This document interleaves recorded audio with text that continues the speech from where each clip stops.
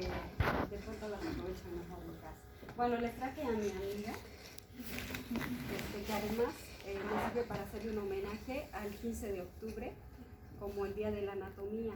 ¿Sabía que el día 15 de octubre en todo el mundo se recuerda el estudio de la anatomía como algo prodigioso y espectacular que nos ha permitido, a partir de disecar cadáveres, conocer cada una de las estructuras y su íntima relación con la funcionalidad que tienen, ¿sí?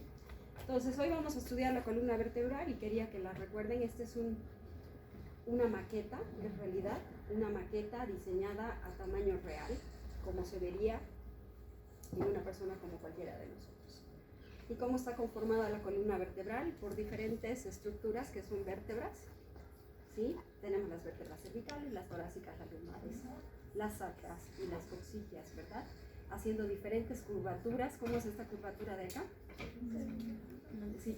¿Qué tipo de curvatura es? ¿Qué se llama eso? Concavidad anterior. Concavidad anterior. O sea, ¿es recta la columna? No.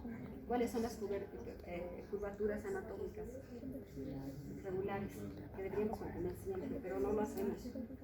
Porque lo que pasa con nosotros, con la generación de este siglo, es que hemos cambiado demasiado nuestros hábitos. Desde que nos hemos puesto de pie en dos patas, hemos generado mucho estrés para todo este sistema locomotor que tiene su sede y el centro en la columna vertebral.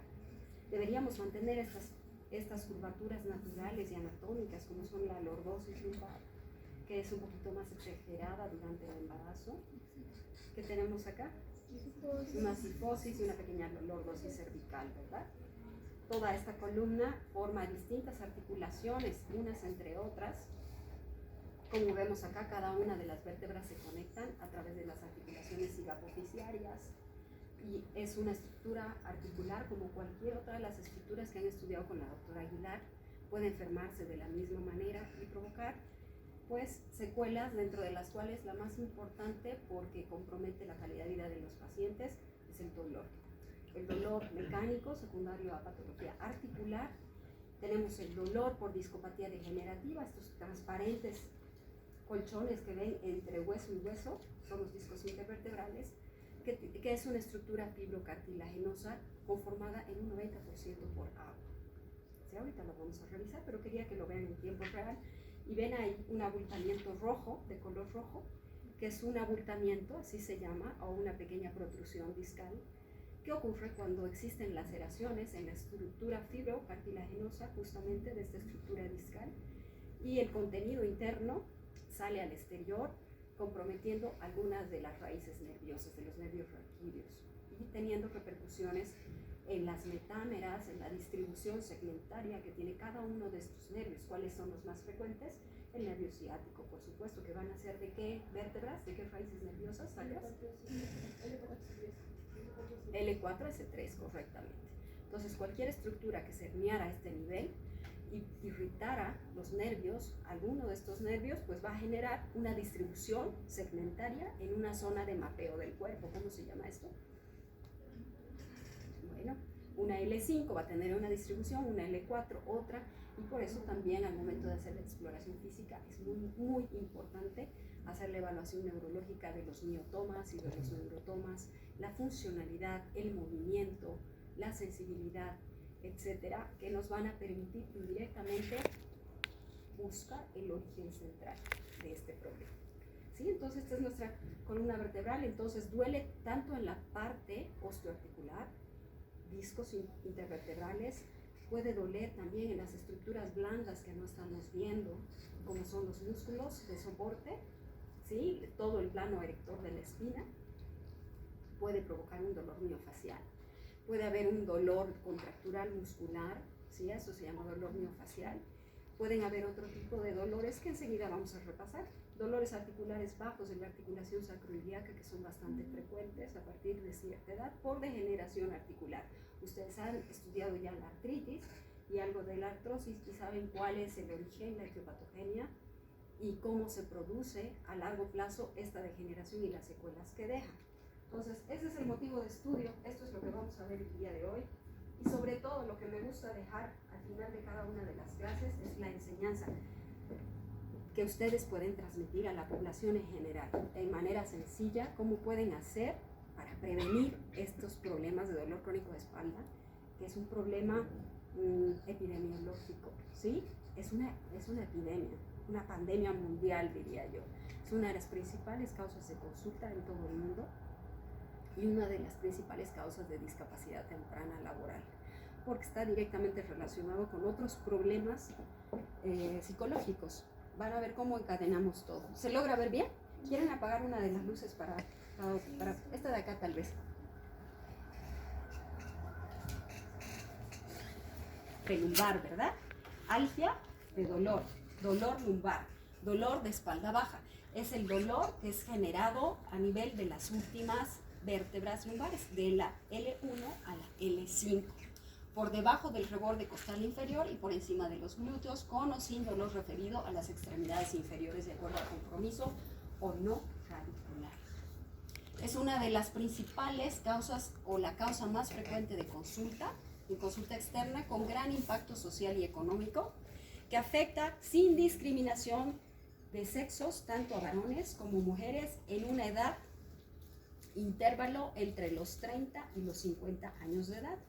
El primer episodio suele ocurrir normalmente a esa edad y es una llamada de atención que nos invita a pensar que no vamos a ser jóvenes para siempre, y la degeneración, el envejecimiento empieza a notarse a partir de los 30 años, justamente 30, 35 años ya no tiene reversa. Esto no es una enfermedad, es la consecuencia de un envejecimiento natural, y el envejecimiento no es una enfermedad, como el embarazo tampoco lo es, ¿verdad?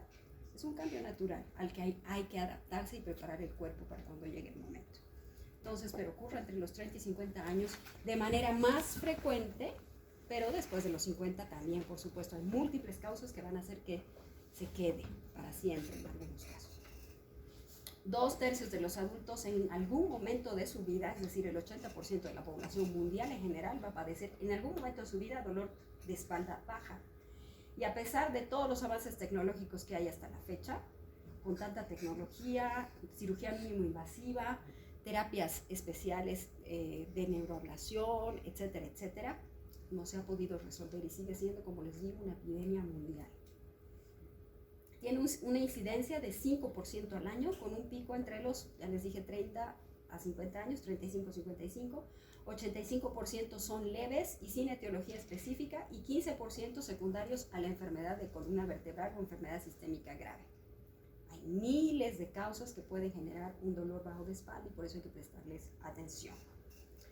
Normalmente, esas lumbalgias que se presentan después de haber salido a jugar fútbol después de varios meses sin hacer calentamiento, o decidir hacer el 5K o 10K que se les ocurre a los maratonistas después de haber estado inactivos durante muchos meses, esos dolores agudos, que son agudos realmente con un límite de duración de menos de 6 semanas, son autolimitables. Es decir, que no necesitan ningún tratamiento especial para resolverse de manera espontánea. En un 90% se van a autolimitar. Las subagudas en 3 meses, 2 a 7%, solamente entre un 2 y un 7% del global 100% va a derivar en una lumbalgia crónica, y ya sabemos que es un dolor crónico, ¿verdad? Aquel que se extiende por allá, más allá de los 3 a 6 meses de duración. Eso, si no se resuelve y si no se identifica la causa, puede generar una enfermedad del dolor que es de difícil tratamiento y necesita normalmente un tratamiento multidisciplinario. ¿Qué estructuras forman la espalda?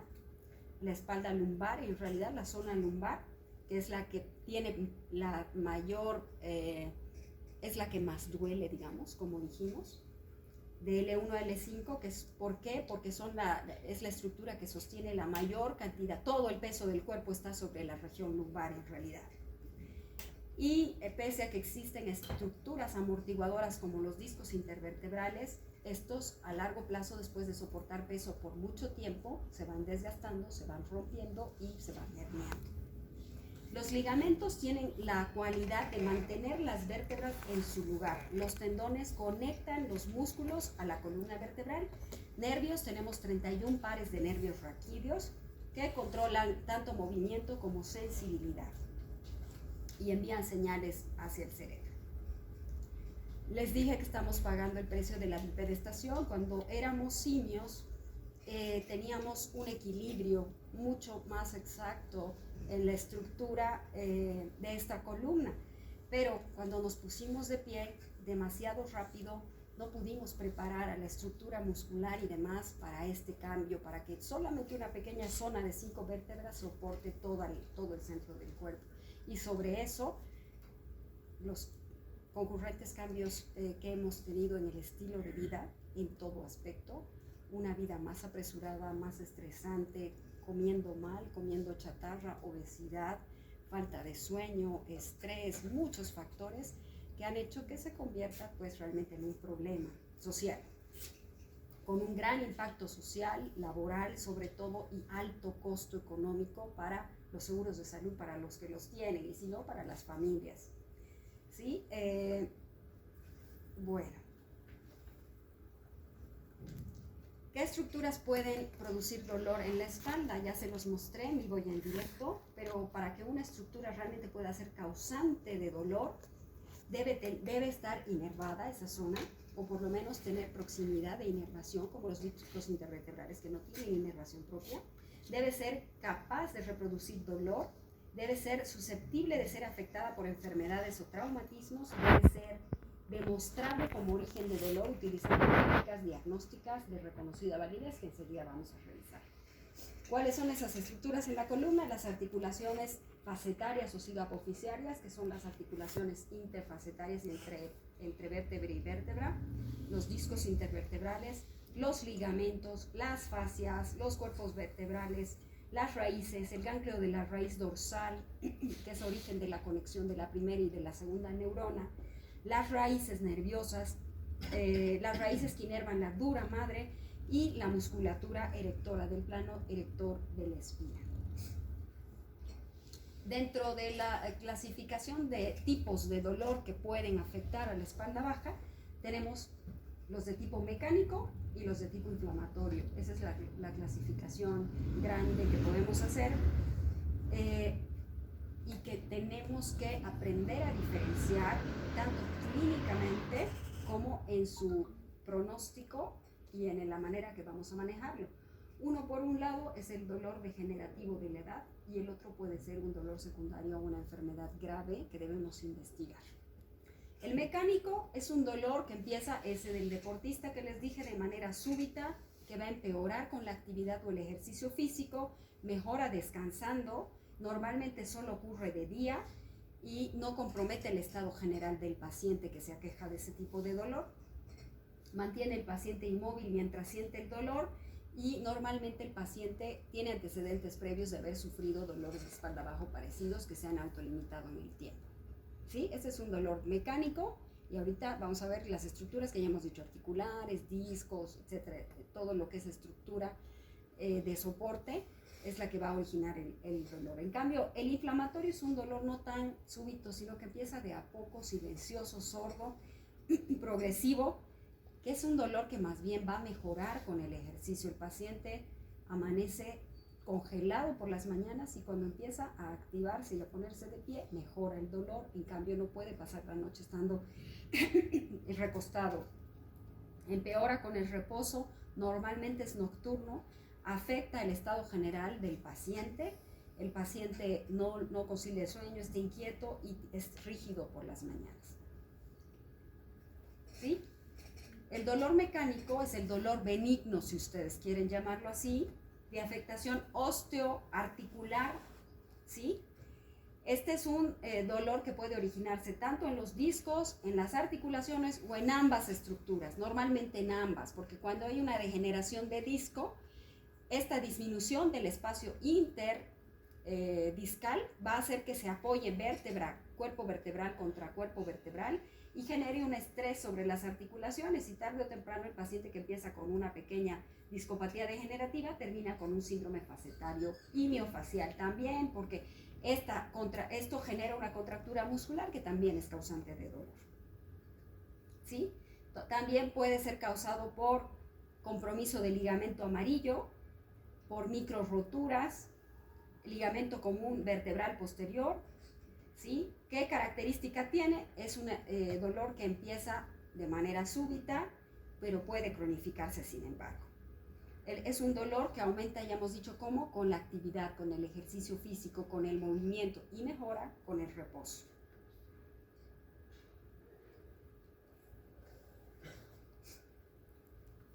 Aquí son, esta diapositiva tenía que venir antes, en realidad son causas o etiología general del dolor, tanto mecánico como inflamatorio. Por hernia de disco, espondilitis anquilosante, en este caso vendría a ser una causa inflamatoria de dolor, enfermedades óseas, la osteoporosis, acaban de repasarla, ya han llevado osteoporosis, ¿verdad? Bueno, entonces la vamos a llevar enseguida, y esa es una causa inflamatoria de dolor.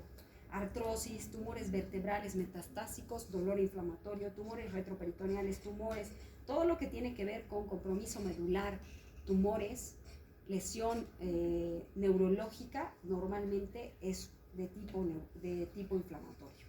En cambio, el dolor mecánico, que puede ser discal o facetario, a diferencia del discal, el dolor facetario hace que el paciente sienta cierto alivio cuando se pone en posición de decúbito lateral, de cualquiera de los lados, dependiendo de la estructura cicapoficiaria que esté siendo apretada, ¿no? Si es del lado derecho, entonces sentirá mejor alivio apoyándose del lado contralateral. Otras causas de dolor que también es necesario investigar: aumento de la presión intracraneal, esclerosis múltiple, Guillain-Barré, aneurisma de aorta, fijadores vertebrales, paciente fusionado con una incorrecta colocación de fijadores vertebrales, es una causa. Fragmentos de catéteres intradurales que permanecen en el espacio epidural accidentalmente por una ruptura, radiculopatía por anestesia espinal, lumbalgia mecánica, síndrome doloroso lumbar de fin de semana, lumbalgia de la embarazada, muchas causas. ¿Cuántas causas vemos acá? Más de 20, ¿verdad? Entre una y otra diapositiva. Entonces, el dolor lumbar, pese a poder ser en un 90% una patología que se va a autolimitar, no es una patología que se debe abordar en su diagnóstico de manera ligera. La mayoría de los dolores para la tranquilidad de ustedes es de tipo mecánico, por problemas articulares, espondilosis, que es una degeneración generalizada de la columna asociada a un desgaste relativo a la edad. Articular, discal, huesos de la columna. Causas también pueden ser dolores en tejidos blandos como esguinces o distensiones musculares, ¿sí? Todos pueden ocurrir por un mal movimiento, una demanda exagerada, una caída, una torsión, que van a generar un dolor muy agudo, pero de duración limitada. La discopatía degenerativa es otra de las causas, y es una de las causas tal vez más frecuente, debido al desgaste del disco que les dije, que es una de las causas mecánicas de dolor lumbar más frecuente.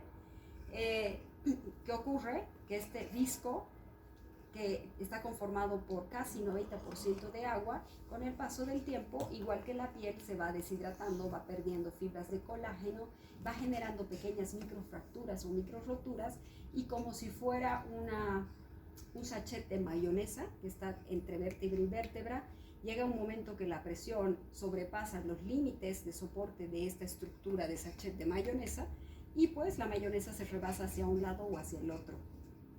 Es exactamente igual, y va a pellizcar una de las estructuras radiculares, un nervio raquídeo, generando una inflamación alrededor que va a provocar liberación de factores proinflamatorios que, si se quedan y no se toman medidas para resolver ese proceso inflamatorio agudo, pues van a generar disturbios y cambios en la transmisión neuronal de la conexión que existe a nivel del ganglio de la raíz dorsal entre primera y segunda neurona, generando un dolor neuropático por lesión de nervio, ¿sí? El nervio queda hipóxico con un proceso inflamatorio, con baja llegada, una pésima irrigación en ese momento, y entonces va a generar disturbios y trastornos neurológicos a largo plazo.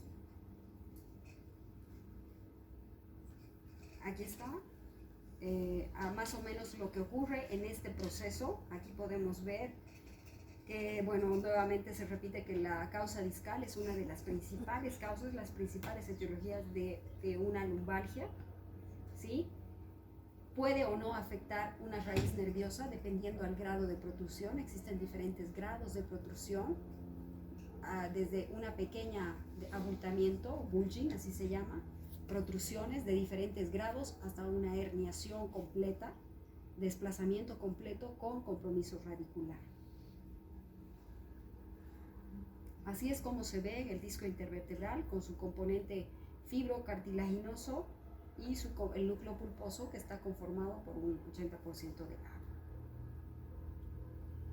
¿Qué vemos allá? ¿Qué reconocen allá? El ganglio de la raíz dorsal, ¿verdad? Y tenemos un ganglio vegetativo también, el ganglio raquídeo, que es donde ven miles de conexiones, las 1, las 2 y las 3. Es un ganglio sensitivo que va a recibir información de la primera neurona y la va a transmitir hacia la segunda, viajando por los diferentes haces espinotalámicos que existen en el cordón medular, anterior o posterior. Posterior, ¿verdad? Posterior. Posterior hacia el tálamo, y luego se va a conectar con las otras estructuras sensibles a la percepción del dolor y que van a ayudar a modular el mismo. Entonces, es así como se va a generar y va a estar intensificada esta señal dolorosa por compromiso de este nervio raquídeo, que está siendo comprimido a la salida del foramen oval. Este es más fácil que lo vean.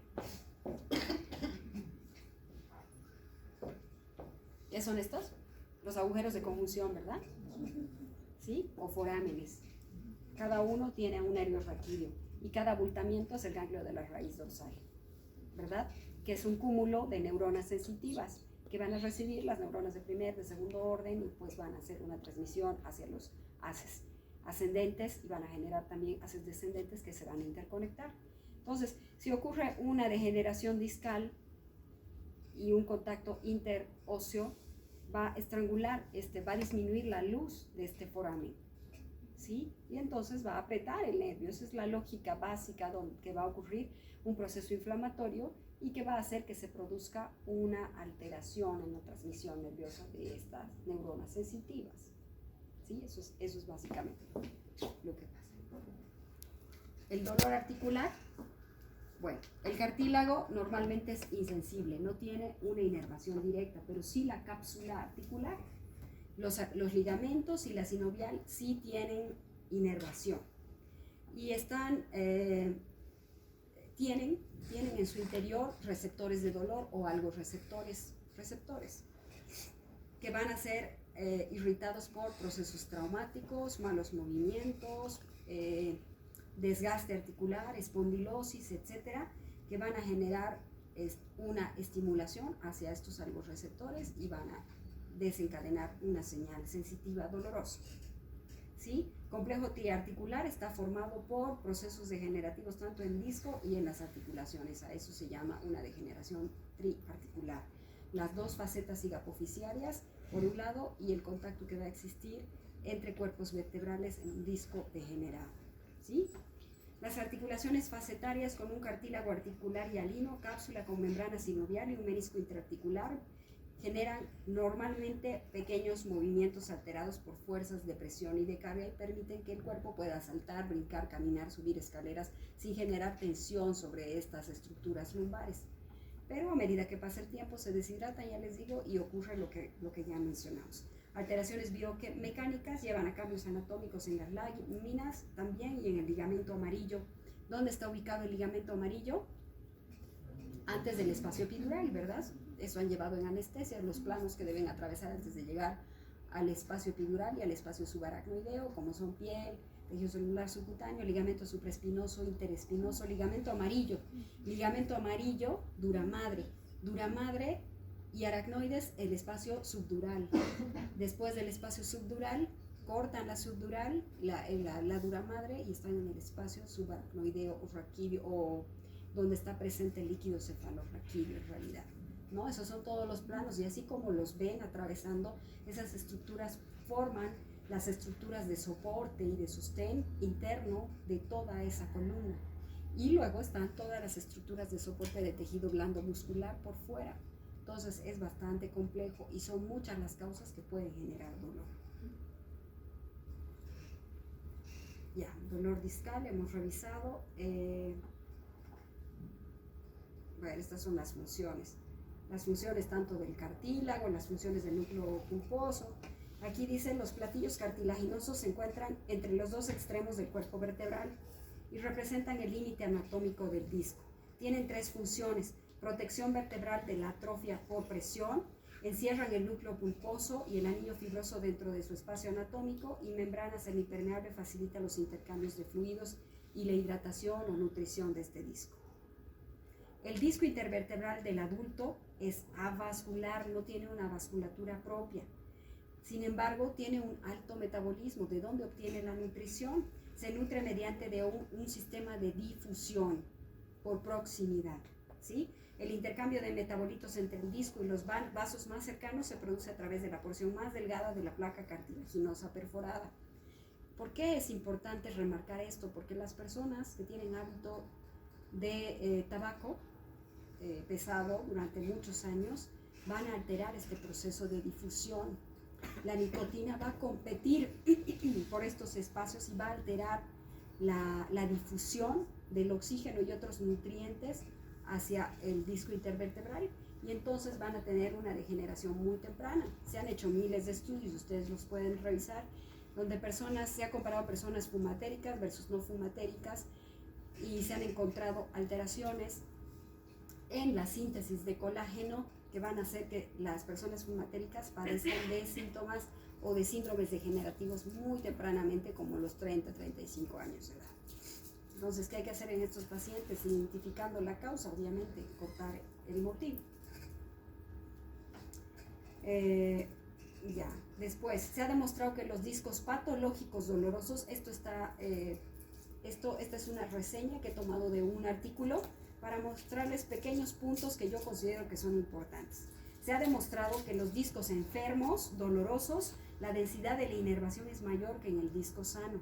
¿Por qué? Porque ya se ha generado una nueva conexión neuronal que va a hacer que aumente la sensibilidad, una hipersensibilidad secundaria a una inflamación crónica no resuelta. Las fibras nerviosas invaden las partes más profundas del anillo e incluso alcanzan el núcleo, acompañando al tejido de granulación que intenta reparar las fisuras. En los discos patológicos hay un aumento de las sustancias neurotropas. El factor de crecimiento nervioso producido en las células inflamatorias del disco patológico puede inducir el crecimiento axónico y síntesis de neuropéptidos algógenos. Entonces, no es de la nada ni de un trastorno psiquiátrico que el paciente se empieza a quejar de dolor, sino que son estos dolores bajos de espalda no tratados de manera correcta y de manera oportuna que van a generar trastornos neuroendocrinos y neuronales que van a hacer que se perpetúe este dolor por mucho tiempo o tal vez por siempre. Ese es el dolor de disco. Otra causa es el dolor radicular y la ciática, ¿no? Que están directamente interconectados. La radiculopatía, ¿cuándo se produce? Cuando la raíz es pellizcada, ¿sí? Por una degeneración, por una herniación discal, una protrusión. Se comprime, se inflama, se lesiona y deja secuelas. Secuelas y un dolor de tipo, ¿qué tipo de dolor? Cuando el nervio está afectado, cuando una raíz está afectada, ¿qué tipo de dolor? ¿Es inflamatorio? ¿Nociceptivo? No, es un dolor neuropático. ¿Y cómo son las características del dolor neuropático? Es un dolor que va a transmitir sensaciones anormales, ¿verdad? Sensación de hormigueo, de pinchazos, de electricidad, de corrientazo, de que las extremidades cambian de temperatura, hormigueo, ¿sí? Y puede irradiar este dolor a la zona donde si se genera, como dijimos, en las raíces lumbares bajas, lumbosacras, entonces va a irradiarse hacia el nervio más grueso que tenemos atravesando y generándose ese nivel, como es el nervio ciático, y su territorio va a ser toda la zona glútea posterior del muslo, pierna, y puede llegar hasta el talón, hasta el pie, ¿sí? Esta radiculopatía puede ocurrir por estrecheces de los canales foraminales o estrecheces del canal medular. La estrechez del canal medular ocurre cuando se van a producir estas degeneraciones tanto de disco como facetarias, haciendo que se genere una espondilosis, un crecimiento anormal de hueso en el lugar donde había articulación, invada el canal medular y estrangule la médula. Si esto ocurre, vamos a ver que van a haber manifestaciones dependiendo del nivel donde ocurre la estrangulación. Si la estrangulación ocurre a nivel de los agujeros, de los forámenes, pues dependiendo de cuál de los forámenes sea el más estrangulado, vamos a tener una manifestación de ciatalgia ya sea derecha o izquierda. ¿Sí? Son orientativas esas manifestaciones clínicas. La ciática es una forma de radiculopatía causada por la compresión del nervio ciático. La compresión causa dolor lumbar de tipo quemante, parecido a un choque eléctrico, combinado con dolor de las nalgas, abajo de la pierna, ocasionalmente hasta el pie. En los casos más extremos produce adormecimiento, debilidad muscular. ¿Cómo se llama esa debilidad muscular? Claudicación neurogénica, cuando el paciente sale caminando y de pronto no le responde la pierna y se cae al piso. Y tiene fractura de cadera, de columna o un TEC severo, ¿no? Entonces, esa claudicación neurogénica nos indica que es muy posible que ese paciente esté cursando con una radiculopatía severa que necesite ser resuelta de manera inmediata. La asiática también puede estar causada por un tumor, un quiste que esté presionando el nervio ciático a nivel de sus raíces. Entonces, también justifica la investigación. Otras causas de dolor lumbar, las espondilolistesis. Me disculpo que no tengo aquí una foto, pero mostrándoles nuevamente la columna, la espondilolistesis no es más que un desplazamiento de una vértebra sobre la otra. Hay una degeneración de disco que genera un contacto entre cuerpos vertebrales y, por decir, la L1 se sobrepone a la L2 o la L2 se desplaza por encima de la L3 y eso va a generar una disminución de la luz del canal medular, que una de las vértebras disminuya la luz medular central, ¿sí? Esa es la espondilolistesis, un desplazamiento que patina una vértebra sobre la otra, quedando perdida esa alineación regular que tiene nuestra columna vertebral. ¿Sí? Y ya, lesión traumática. Una lesión traumática, por ejemplo, debido a los deportes, accidentes automovilísticos, una caída puede lesionarte en partes blandas. También puede causar compresión excesiva de la columna y generar discopatía, ruptura de disco intervertebral y compresión raquídea o medular. Otra cosa es la estenosis. La estenosis por espondilolistesis, lo que les decía, es un estrechamiento del canal medular, de la columna vertebral, que pone presión sobre la médula y sobre los nervios raquídeos, puede causar un dolor insoportable, síntomas neuropáticos como adormecimiento, enfriamiento de las piernas, hormigueo, como si estuvieran apoyándose en su pierna durante muchas horas. Esa sensación tiene el paciente que tiene estrechez de canal medular. Se alivia de alguna manera al flexionarse hacia adelante. Es un síndrome que se reconoce rápidamente porque el paciente se le pregunta si siente alivio al empujar el carrito de compras de supermercado y él asiente que sí. Cuando dice que sí, esa es una luz muy importante que ayuda a acercarnos al diagnóstico de estrechez medular. Es diferente que el paciente que siente alivio más bien generando una hiperextensión. La estenosis medular se alivia con una flexión y empeora intentando hacer extensión de la columna a un grado mínimo, ¿sí? Otra cosa que nos ayuda en manifestaciones clínicas y posturales para reconocer el síndrome facetario es que dijimos que el decúbito lateral nos orienta mucho hacia un síndrome facetario. Y la discopatía, bueno, cuando hay una discopatía es un dolor que empeora con la actividad y el movimiento. Entonces son pequeños datos que nos pueden orientar y acercarnos al diagnóstico. Otra causa de dolor, las deformidades en la columna, que pueden ser escoliosis. ¿Qué son las escoliosis? Deformidades de la columna, ¿sí? Que pueden producirse por debilidades congénitas musculares de los tejidos de soporte. Lordosis, que puede producirse por obesidad, puede producirse por el embarazo, por presencia de tumores que van a exagerar la lordosis, la curvatura lumbar, y por tanto va a haber un pellizcamiento ciático durante sobre todo el tercer estadio del embarazo, que se va a autolimitar una vez que nazca el producto. Y otro tipo de deformidades también que van a generar dolor. Otro tipo de enfermedades que hay que estudiar relacionadas con dolor bajo de espalda. Las infecciones como en el hueso, ¿en quiénes hay que investigar estas infecciones? En pacientes adictos a drogas o pacientes inmunosuprimidos, ¿sí? Pacientes que reciben terapia inmunosupresora, ¿sí? Pacientes trasplantados renal, con trasplante de algún órgano que reciben citostáticos inmunosupresores para no rechazar el órgano vital que ha sido trasplantado, pacientes que tienen enfermedades reumáticas o del colágeno que reciben corticoides por largo plazo para siempre, que van a debilitar su sistema inmune al actuar sobre el sistema leucocitario de primera defensa, de primera y de segunda línea.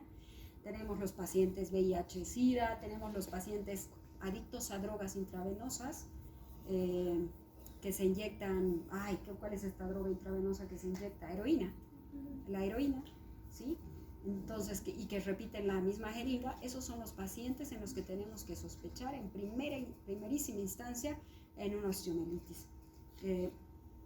Pues va a generar fracturas e inflamación alrededor del hueso y de las estructuras vecinas. Las discitis en pacientes que se someten a múltiples infiltraciones, que se someten a ozono, que van a acupuntura,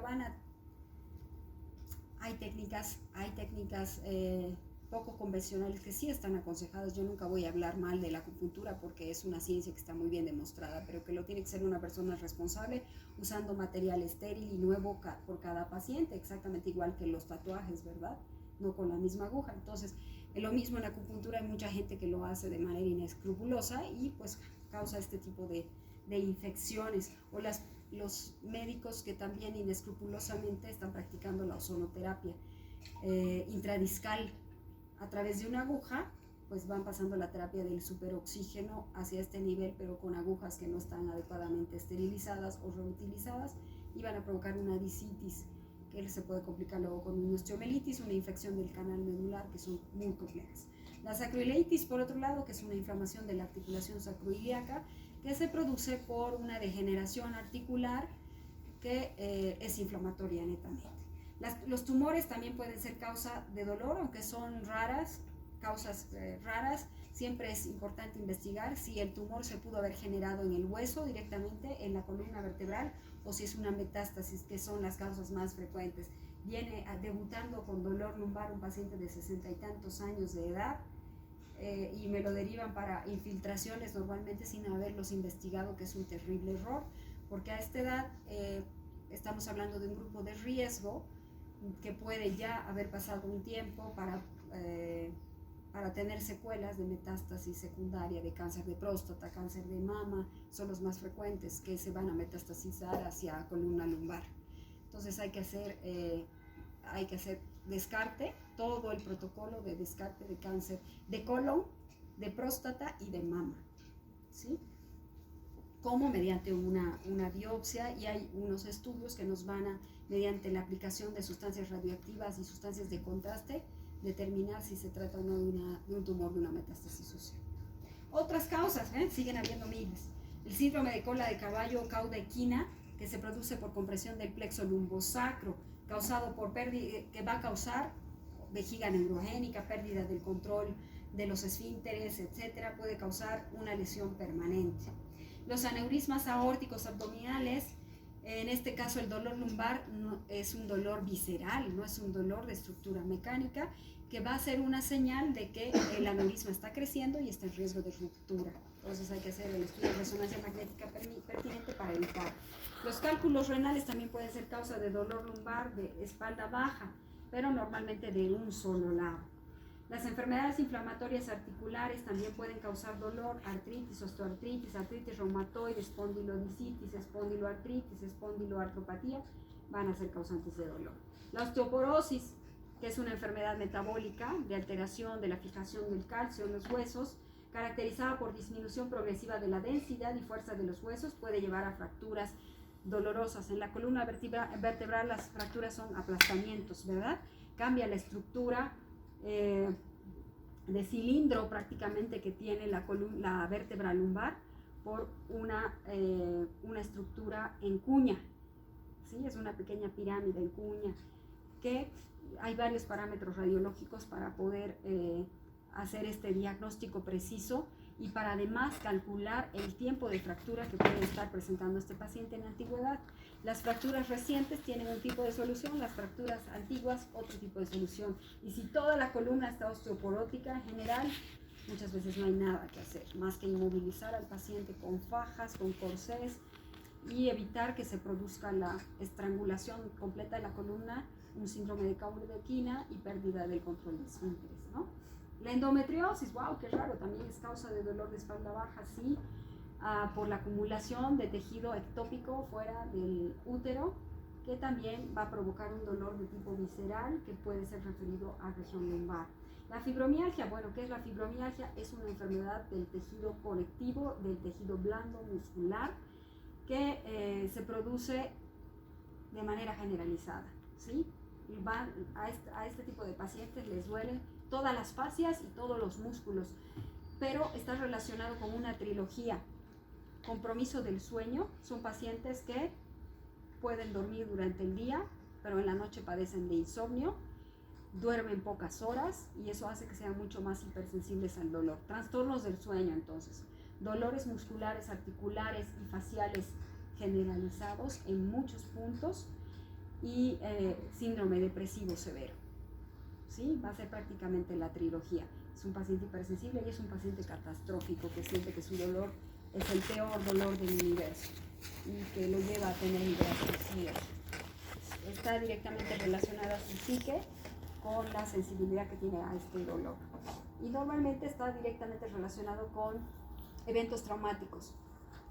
Encontró a su novio o a su novia con otro de sorpresa, se aplazó en el examen, divorcio familiar, murió un familiar muy querido, entran en bancarrota, pierden algo muy querido y es un shock que genera un trastorno mental central en la percepción de las sensaciones.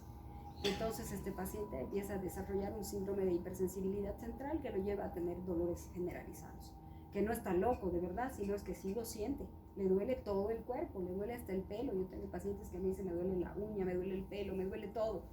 Y yo digo, ay Dios mío, no, sácame de esto, porque no los puedes controlar.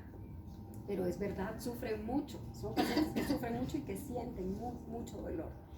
Y que hay que saber manejarlos porque el tratamiento no es convencional con pastillas analgésicas menores, sino que hay que controlar medicamentos psiquiátricos también, antidepresivos tricíclicos, con tratamiento anticonvulsivante y tratamiento analgésico. ¿Sí? Más algunas técnicas como la de intervencionismo, como son la aguja seca, etcétera, y hay muchas estrategias. Sobre todo este paciente tiene que ser consciente de su enfermedad y hay muchos clubes de pacientes con síndromes de hipersensibilidad central que se reúnen y trabajan con sus limitaciones en su dieta, en la higiene del sueño, en tomar la vida lo mejor posible sin ser muy catastróficos. Entonces la fibromialgia es por supuesto, una causa importante de dolor de espalda. ¿Cuáles son los factores de riesgo para que, esto es más bien para que salgamos del grupo, ¿verdad? Edad.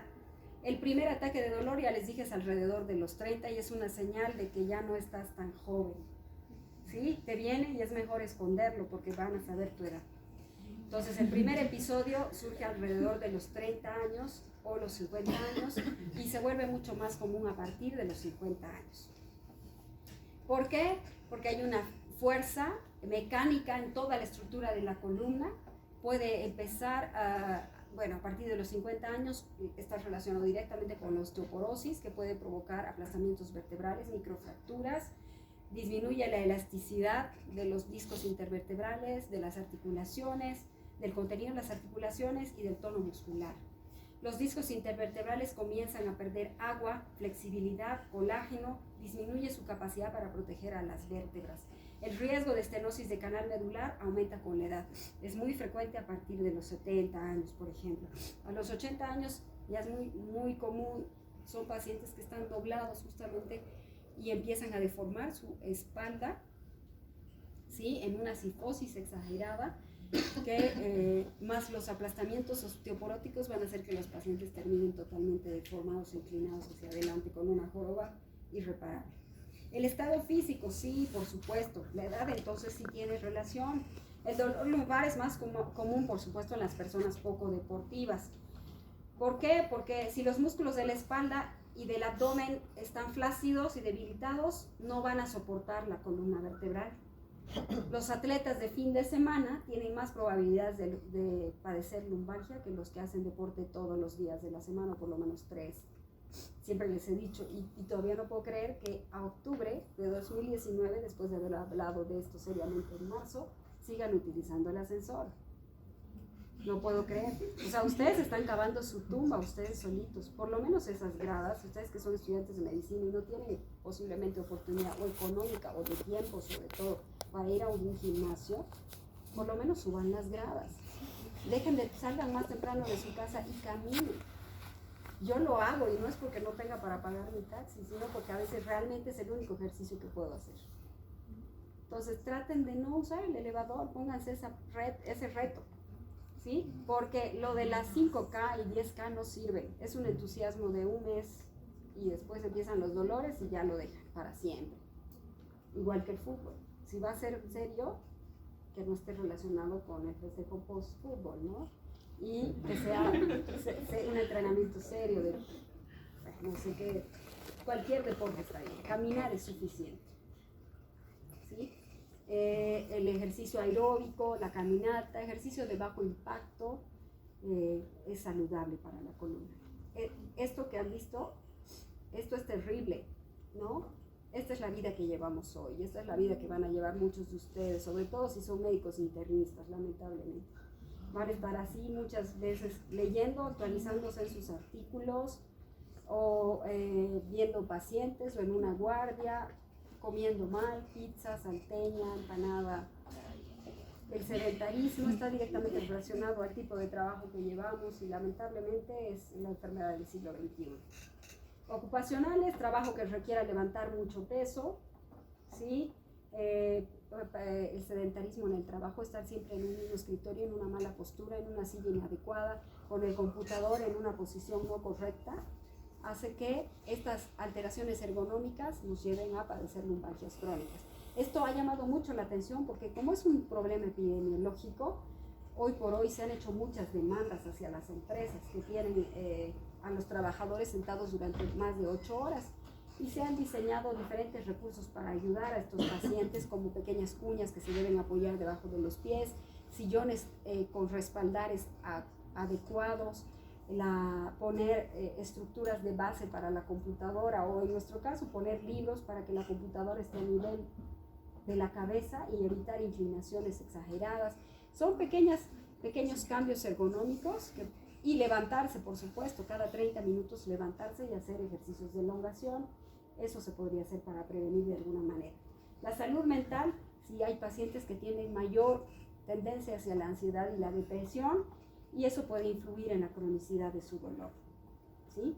Además que el estrés y la tensión genera tensión muscular y eso también puede jugar en contra. El embarazo es parte del embarazo, último trimestre del embarazo, casi no existe una embarazada que no sufra de una ciática intensa, severa, muy dolorosa, casi insoportable, que no le permite dormir de ni un lado ni del otro, pero que ustedes la tienen que tranquilizar, ponerle una almohada debajo de las piernas y decirle que eso, cuando se resuelva el parto o en la cesárea, se va a resolver. Aumento de peso, bueno, por la mecánica, compromiso mecánico sobre la columna lumbar, factores genéticos, sobre todo para la espondilitis anquilosante, que es un tipo de artritis que han revisado seguramente en artropatías con la doctora, que produce esta enfermedad.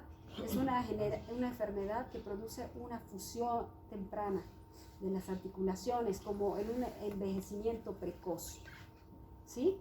Entonces, esto hay que investigarlo, hay pruebas laboratoriales que se deben tomar de rutina y hay que sospecharlo siempre en pacientes que debutan con dolor de espalda baja severo, jóvenes, 15, 17, 18 años, que no puede ser una causa mecánica, realmente hay que descartar esta posibilidad. Ya está, ¿no? Todo lo que hemos dicho, el cigarrillo, los que se entusiasman para sacar un buen físico y empiezan a hacer levantamientos de peso exagerado, más allá de...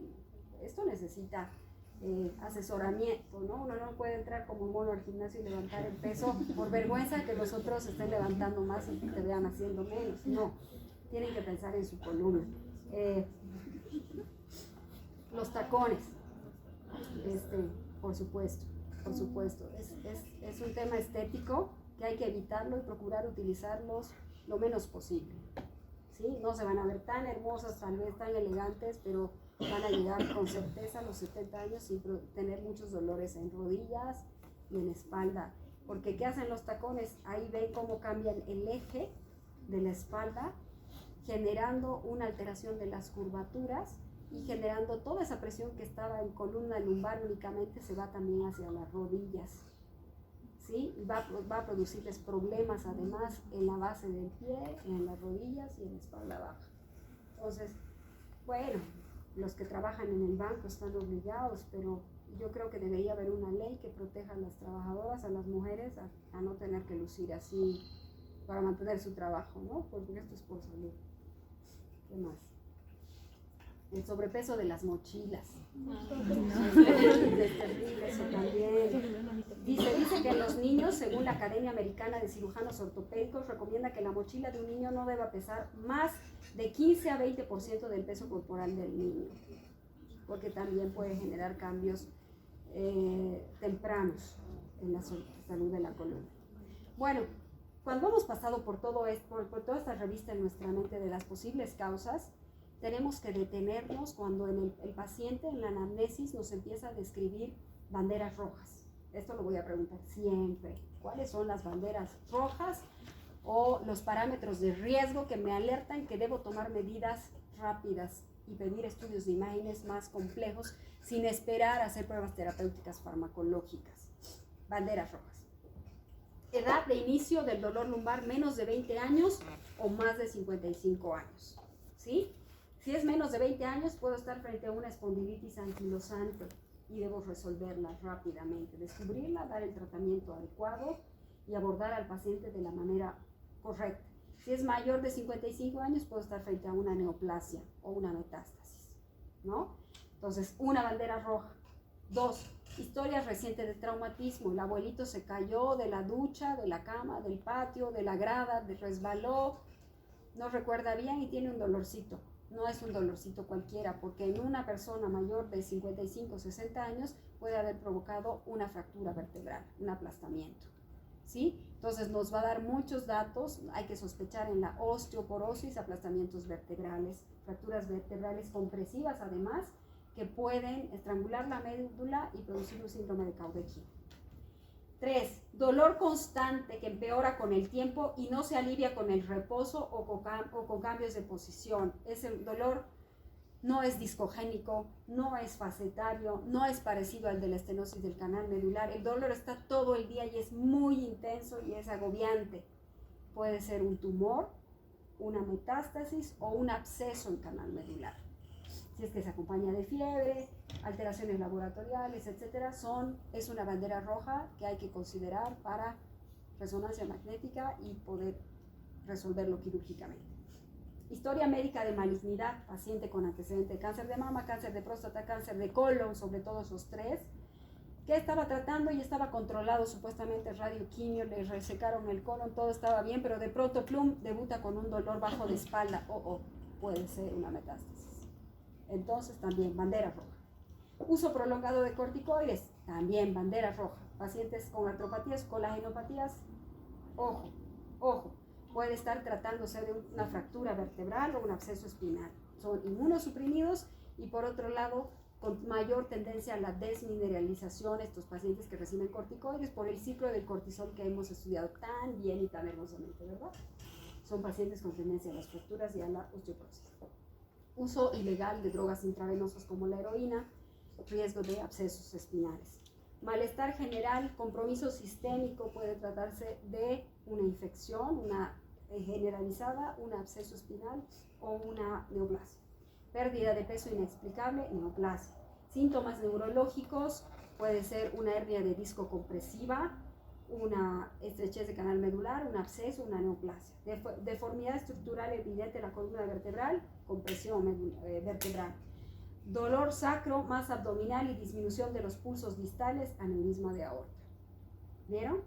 ¿Cuántas banderas rojas? Si tenemos por lo menos 2 banderas rojas, alerta. O sea, 2 o 3 banderas rojas, ya es criterio para pedir una resonancia magnética sin esperar. Los otros dolorcitos que por anamnesis dan a un dolor mecánico no necesitan estudios radiológicos, ni siquiera radiografía, ni siquiera ecografía. Esos con fisioterapia y analgésicos menores se van a autolimitar en 3 a 6 hasta 8 semanas. Pero estos otros dolores que muestran banderas rojas, les voy a preguntar por trampa cualquiera, los signos de alarma y sospechar en qué cosas, los voy a preguntar a ambos. Esto es importante. Eso no debe hacerles esperar. Por otro lado están las banderas amarillas. ¿Qué son las banderas? Aquellas banderas que consideran los factores psicosociales. ¿Sí?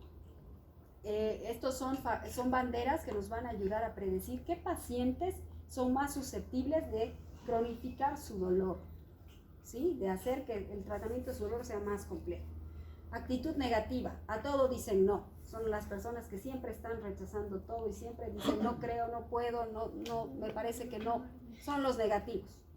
Miedo, evasión, disminución de actividades. Son los pacientes que son ansiosos y no quieren arriesgarse nunca. Escasa satisfacción laboral, no están a gusto con lo que hacen, están aburridos, se sienten frustrados porque querían hacer algo distinto. Esperanza de que la terapia pasiva será más útil que la activa. No hacen nada para mejorar sus hábitos y esperan que las drogas y los medicamentos lo mejoren. Esperan que el ir a la consulta médica haga más que un cambio de hábito en su vida. ¿Sí? Eso es terrible, terrible. Y eso hace que las consultas de dolor siempre estén repletas. Porque llega el paciente y dice, doctor, esta pastilla, el tramadol, el paracetamol, no hizo ningún efecto. Ahora me toca tal cosa. O sea, son pacientes que viven para sacar ficha en consulta. Sí, su vida es ir al médico, les juro. O sea, hoy están con el reumatólogo, mañana están con el médico de dolor, pasado con el neurólogo, con el neurocirujano, con el fisiatra, Es una locura. Es una locura para la pareja, para el hijo, que yo creo que quedan enfermos mentales para siempre, de verdad. Pero hay ese tipo de pacientes. Hay escasa satisfacción laboral, depresión, aislamiento social puede ser secundario también, problemas sociales o financieros, siempre. Exageración de los síntomas, tú le tocas y es el dolor supremo, máximo. Y ganancia por compensación, aquellos pacientes que se aburrieron, no les gusta el trabajo que hacen y dicen hasta aquí llegué, voy a decir que mi trabajo me lo produjeron. Entonces dicen, no, aquí me hicieron cargar este peso, aquí me pusieron este sillón, me hicieron trabajar 8 horas continuas, que tenía que hacer un balance, y aquí me provocaron el problema y ahora no soporto y gritan. Llegan a la consulta y son los pacientes que gritan y exageran un poco su dolor. Hay que hacer evaluación de banderas secundarias en cuanto a satisfacción laboral y todos esos parámetros. Y de pronto son aquellos pacientes que quieren hacerse todos los procedimientos, todo el protocolo para que se les genere su discapacidad y puedan cobrar sin trabajar. Eso hay mucho en Estados Unidos y donde yo me formé era muy, muy frecuente. Entonces, cuando es algo subjetivo, el dolor es muy subjetivo y el dolor de espalda baja es muy subjetivo, puede estar presente sin tener cambios anatómicos ni estructurales. Entonces, si el paciente se queja y se siente discapacitado y que no puede hacer nada en su vida, hay una boleta que se firma después de haber hecho un par de procedimientos y se discapacita y recibe su sueldo mínimo, ¿no? Y el paciente vive feliz porque no trabaja, recibe ese sueldito y además recibe en casa, no pagan servicios públicos, tienen un parqueo especial en los supermercados, en los cines, tienen una tarjeta especial, viven bien y luego hacen su trabajo informal desde su casa. Entonces, ganancia secundaria, hay que sospecharlo siempre. Banderas amarillas. ¿Ya? ¿Cómo se diagnostica el dolor lumbar? Siempre, la madre de todos los diagnósticos, la historia clínica y el examen físico, ¿sí? ¿Qué debo evaluar en la historia clínica? El Alicia, como lo hemos aprendido, como cualquier dolor en la anamnesis. ¿Qué vamos a valorar? Topografía, tipo de dolor, desencadenante, ritmo de dolor, tipo de evolución, duración, intensidad, nivel de actividad, experiencias anteriores de ese dolor. Si es que el paciente ha tenido rigidez o no matutina, síntomas neurológicos, neuropáticos, claudicación neurogénica, fiebre, etcétera.